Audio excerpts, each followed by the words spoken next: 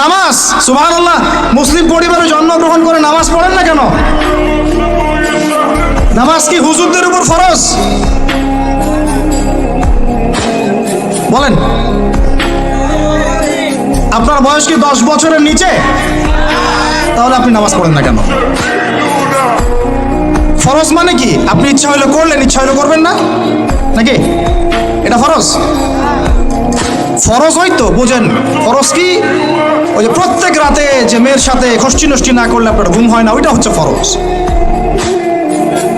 স্কুলে কলেজে গিয়ে মেয়েদের সাথে অ্যাফেয়ার্স করা, ডেটিং করা, এই পাবজি খেলা, আমাদের সবার উপর এখন ইউটিউবিং, ফেসবুকিং ফরজ।